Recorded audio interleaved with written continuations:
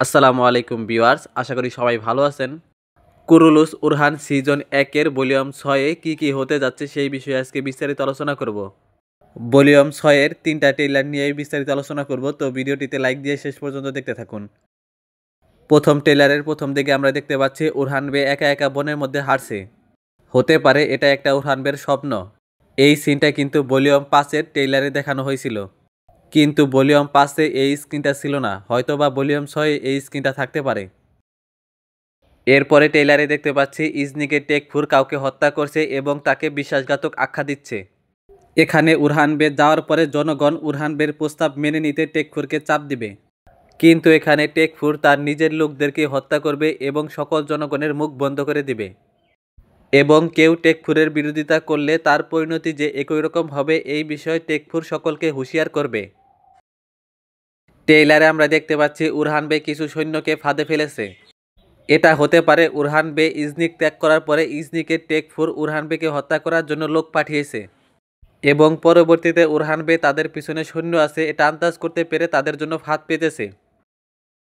ট্রেলারে আমরা দেখতে পাচ্ছি শাহিনশাহ বে এবং আলাউদ্দিন বে তেমুরতাসের কাছে গিয়েছে উরহান বের প্রস্তাব নিয়ে। হতে পারে এখানে উরহান বের প্রস্তাব তেমুরতাস মেনে নিবে, এবং ট্রেলারে আমরা দেখতে পাচ্ছি শাহিনশাহ বে তেমুরতাসের সাথে গোপন একটা বৈঠকে আলোচনা করতেছে। হয়তোবা তারা এখানে উরহান বের ক্ষতি করার জন্য কোনো একটা পরিকল্পনা করতেছে। হয়তোবা শাহিনশাহ বে পরবর্তীতে বিশ্বাসঘাতকতা করবে, কেননা ইতিমধ্যে কিন্তু আমরা বিশ্বাসঘাতকতার কার্যক্রমগুলো দেখতে পাচ্ছি।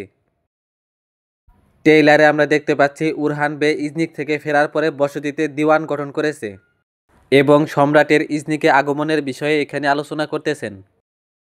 দিওয়ান শেষে উরহান বে বাহির আসার পরে আমরা দেখতে পাচ্ছি ছগুত থেকে উরহান বের কাছে সংবাদ এসেছে এবং ছগুতে কিছু অপরিচিত গুপ্তঘাতক ধরা পড়েছে, যাদের প্রত্যেকের ঘাড়ের পিছনে এরকম চিহ্ন আঁকা। হতে পারে সম্রাট ছগুতে বিশৃঙ্খলা সৃষ্টি করার জন্য এই গুপ্তঘাতকদের পাঠিয়েছে। ট্রেলারে আমরা দেখতে পাচ্ছি সম্রাট ইজনিকে চলে আসছে এবং ফ্লাভিয়াস এই খবর পেয়ে সম্রাটের সামনে উপস্থিত হয়েছে। এখানে আমরা দেখতে পাচ্ছি নতুন একটা চরিত্রের আগমন ঘটেছে এবং যার নাম দেওয়া হয়েছে ডাবনি। হতে পারে এই ডাবনি তার গুপ্তচরদের ছগুতে পাঠিয়েছে।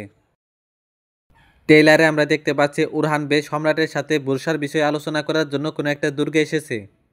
এখানে সম্রাট উরহান বেকে বুরসা থেকে অবরোধ তুলে নেওয়ার জন্য একটা প্রস্তাব দিবে, কিন্তু উরহান বে কোনো অবস্থাতেই বুরসা থেকে অবরোধ উঠিয়ে নেবেন না। হয়তোবা তাদের আলোচনার মাধ্যমে এখানে বুরসার বিষয়ে কোনো সমাধান হবে না। অপরদিকে আমরা দেখতে পাচ্ছি উরহান বে সৈন্যদেরকে মানজানিক দিয়ে গোলা নিক্ষেপ করার জন্য নির্দেশ দিয়েছে।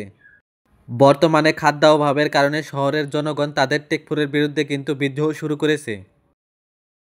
ট্রেলারে আমরা দেখতে পাচ্ছি শাহিনশাহ বে উসমান বের কাছে বিয়ের প্রস্তাব নিয়ে এসেছে। এখানে শাহিনশাহ বে ফাতেমা হাতুনের সাথে ইগিত বের বিয়ের প্রস্তাব দিয়েছে।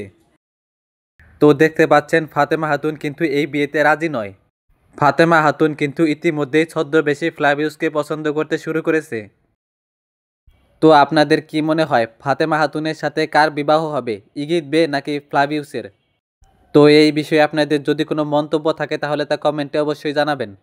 ভিডিওটি ভালো লাগলে অবশ্যই একটি লাইক করবেন এবং এইরকম ইনফরমেটিভ ভিডিও পেতে চ্যানেলটি অবশ্যই সাবস্ক্রাইব করে রাখবেন। তো আজকের ভিডিওটি এ পর্যন্তই, দেখা হবে অন্য কোনো ভিডিওতে। সে পর্যন্ত ভালো থাকবেন, সুস্থ থাকবেন। আসসালামু আলাইকুম।